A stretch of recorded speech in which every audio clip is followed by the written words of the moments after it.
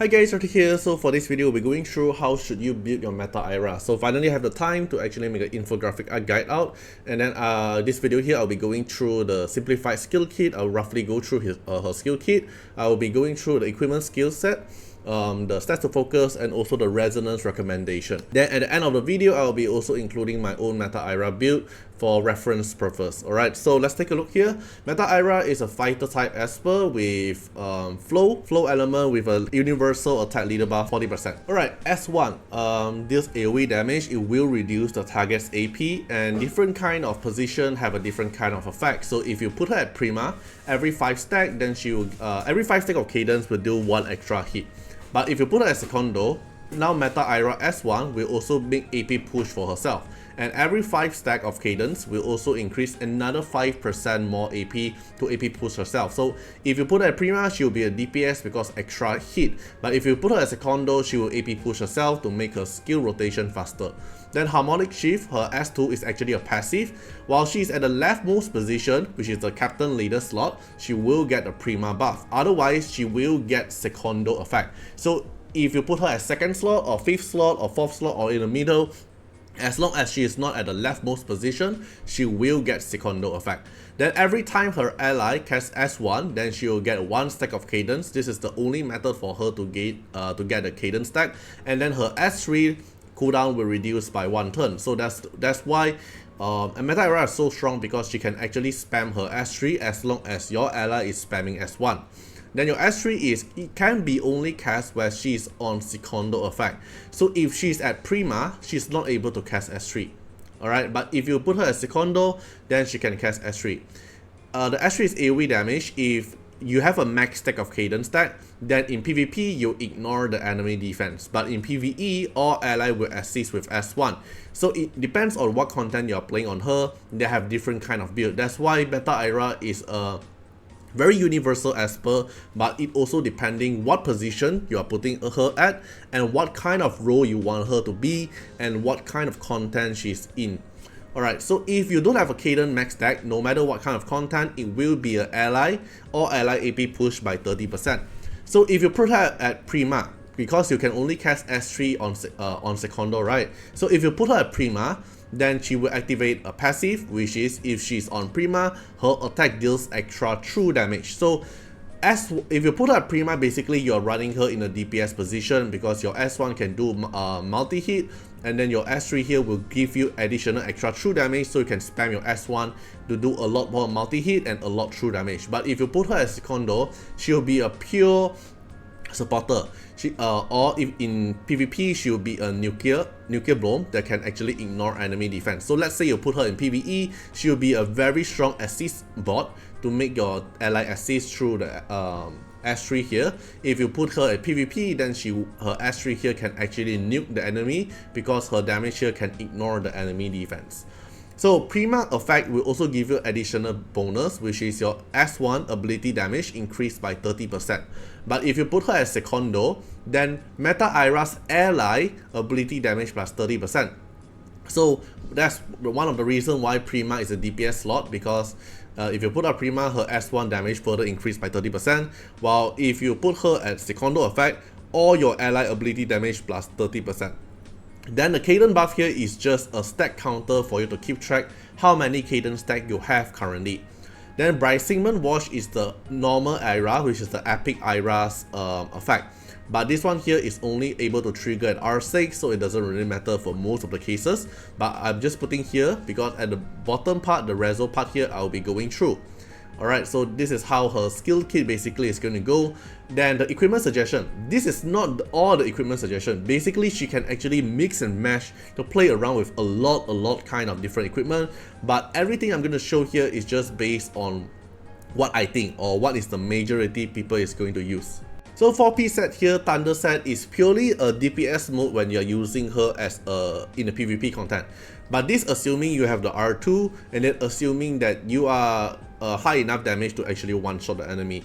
But I don't really recommend Thunder set unless you are very you have very good equipment, you build her very strong, and then your ally is actually very strong as well. Or else I don't recommend Thunder Set is because most of the time when you're fighting the enemy, they are most likely going to have Spirit Aegis on them from the Chuyao buff to avoid their main DPS to get crit. So basically your Thunder Set value will went down because they can't get crit. Unless you are very confident that even with your Thunder Set, probably you have like supporter like Lu Shang to further increase your Meta-Eira attack to able to one-shot or maybe enough damage to kill the main DPS who have the Spirit Aegis, something like that. Or else, I don't really like Thunder Set in my own opinion. Okay, then for Astral Sword, Astral Set is my best in slot for PvE content because you are able to let her double cast her S3 to make all of her ally to double cast S1 for free, or even AP push depending on your cadence stack. So why am I gonna say Astral Set is the best in slot? It's because, so let's say you cast your S3 in PvE content, all your ally will assist with S1, and because your ally assists S1, she will get cadence stack, and then she will CD reduce by 1 turn. So let's say you're using her in Desolate Land, she casts S3, all your ally is going to cast S1, which is a total of 5 other ally, and then will CD reduce your S3 by 5 turn, and then basically you can recast your S3 again to make everyone assist again. So that's the reason why I think Astral Set is the best in slot for PvE content. But it also depends on what kind of position you want Meta-Eira to be. She can actually play with Relief Set as well, she can actually play with other set as well, but Astral Set in my opinion is the best in slot. Then you can also use Wind Set. So Wind Set can be used either for PvE or PvP as well. So either you can build her very fast for support in PvE content, or either you can build very fast in PvP but with pure attack nuking. This is what the set I'm going for in PvP content. I make her very fast and also build pure attack to just like nuke them, so I can go through with ignore defense and also pure attack to big damage them, but I'm gonna sacrifice my crit damage and crit rate to the enemy. Then a 2-piece set here, my best in slot recommendation will be Artiar set to let her able to cast S1 counter attack. The more S1 she does, the more damage she will do if she's at Prima, or she will be doing more AP pushes for herself is Secondo, and also helping her to stack up the cadence stack. Because the Artiar counter attack will also help her trigger to gain 1 stack of cadence and also S3 CD reduction, which is very good. Or I will recommend you like set as well but this is for PvP content only, because for immunity set, unless you already have Chuyao on putting Spirit Aegis on her, or else you don't really need the light set. Okay, so this will be my own equipment recommendation.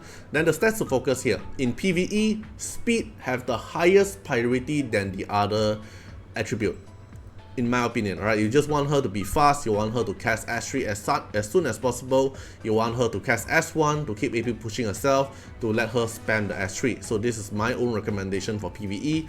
Then for PvP, there's actually 2 kind of road for you to go. Either you go for the crit rate, crit damage stats, which is the Thunder set. So crit rate have the higher priority, have the same priority as the crit damage, higher priority than attack, higher priority than speed, than others. Why others is because you don't really need defense, you don't really need HP, you don't really need the other stats, because in Secondo effect, you won't able to get damage. Oh, I forgot to include here, right? So the Secondo damage here, you have actually a 50 hit block. It's kind of like Anna, but you can 50 hit block as long as your ally doesn't die. I have to include inside the Secondo effect as well. Then either you can go for PvP, the second slot, which is going for pure attack. So you build her very high attack, you build her very fast, you don't really need to care about crit rate and crit damage, because you're gonna nuke the enemy through using high attack. Because with high attack, and you can actually ignore the enemy defense, will actually make her into a true damage dealer. Something like that. So she's actually very flexible with a lot kind of different builds. So it really depends on what kind of build you're going for and what kind of stats you're going for as well.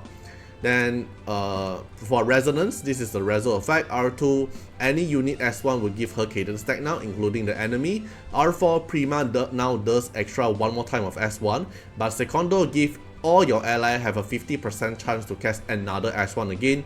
And then R6 give all your ally 2 turns of Rising Moon Watch effect. So this one here, Brightman Wash is only able to get through R6. So it's not really that game breaking because this buff here can be dispelled, and then it's just 15% AB push. In PvP it will help, but not something too game breaking. In PvE it will also help, but nothing too game breaking. So the game breaking Reso I will say is at R4. So let's take a look at the value. Value R0 is good enough to be an OP supporter in PvE content already. It's very strong, so I highly recommend you don't miss out her event and at least get R0. Then R2, she can be used in PvP now. Alright, with the R2 effect here, your ally can actually help you stack up your cadence as well, so it's actually very strong. Then R4 is where I would say is the most broken Reso, because you can make your ally double cast S1 with a 50% chance. But I won't recommend you to go for R4 unless you're actually a leaderboard chaser. Because if you want to chase leaderboard, this 50% chance to let you double cast your S1 is something you want to actually min-maxing for. So, but if you don't have the money to go for, and you don't even want to chase about leaderboard, the R4 doesn't matter. Like R0 itself is like the whole kit of meta Eira already. But if you want something like to min-maxing to let your ally to double cast S1, then R4 is very impactful, but not something you should actually chase for unless you are chasing for leaderboard. Then R6 is also something extra. It's something extra for your team, but not a must. It's like giving your whole team Brightman Wash, but it's not something mandatory or too game breaking as well. It's just all in my opinion. Then I also added my own QR code here. Is my loot bar QR code. So if you want to support me through loot bar, like if you purchase, you do purchase monthly card or purchase other currency through other mobile games like Genshin, Zenless, Zen Zero, Wuwa, all these other games as well, you can support me through loot bar. All you need to do is scan through my loot bar QR code or my link I'll be putting under my video description. If you register under my loot bar QR code link, then every time when you spend, I will be getting some of the card as well. It will actually support me. Alright, now let's take a look at my own meta Eira build. Right, so as I mentioned, meta Eira have different kind of playstyle, and one of the playstyle meta Eira will be on Astro set, right? So like my recommendation set, I will be going for Astro set and also going for Artiar set and build very fast. Everything is speed focused because I'm just running her as a supporter role. Or you can do something like this. So for example, in Shadow Glow, let's say, if not mistaken, it's this build. It can be something like Astro set plus Brawler set, then you can build a little bit of speed, a little bit of DPS on her as well. Like I mentioned, it's going to be very flexible. She can be built in a lot kind of way. Depends on what kind of role you want her. So like the previous one, the Shadow Fire I'm showing is pure support, pure speed. But in Shadow Glow, you want meta Eira to do a little bit more damage as well, because in this team here, there's no Inferno type other than Meta Drew. So a little bit of DPS on meta Eira will be good. So a little bit of speed, a mixture of crit rate and crit damage. Okay, so it depends on what kind of playstyle you're going for. And then let's say in PvP content, because I have R4 meta Eira, but to be honest, R2 is all you need. Then in PvP, I'm running her with Wind set and Artiar set. I built her very fast, 204 speed, not the fastest, but very fast. But mainly is focusing on pure attack. So what I'm going for is attack bonus, and speed. While I'm focusing on attack bonus, I'm actually focusing on the speed substats. Right, you can see everything I'm focusing on speed, attack bonus, but with speed. Okay, so what my key point is, like I mentioned in my infographic, so she's going to be fast, so she can rotate her turn faster. And then because she rotates her turn faster, and then she's going to do nuclear damage on her pure attack. So whatever attack she have now, 6,000, around 900 plus 2,000 here, around 8,900 attack, and then the damage on meta Eira will ignore the enemy defense, and then with a multiplier of 240%. 240% of my current meta Eira attack, and then in PvP totally ignores the enemy defense, it will be very pain. And imagine with Lu Shang further increase your attack by 100% or something like that when max stack, and then if you have attack up buff on her, it will do even more damage. So I'm going into a ignore damage attacks build, because most of the team that I'm gonna fight, like for example, they have like R6 Momo, R6 Suitai, most of them is gonna have Spirit Aegis, which will immune to crit. So I find that when I build Thunder set, I can't really kill them because I've been lacking out a lot of attack sets. So that's the reason why I'm building with fast set and pure attack. But depends on your playstyle. I do see a lot of players actually running with Thunder set as well.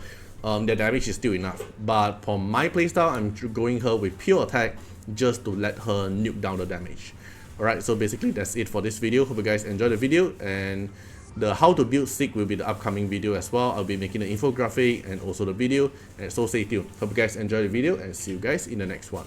Bye bye. Special thanks for the direct support on the YouTube membership.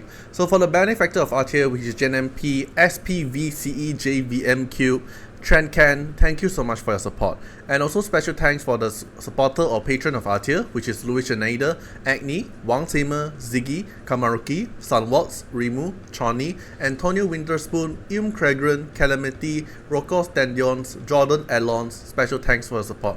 And also special thanks for the Super Thanks MVP, HMZ, RY, and X, Reeds. Thank you so much for your support.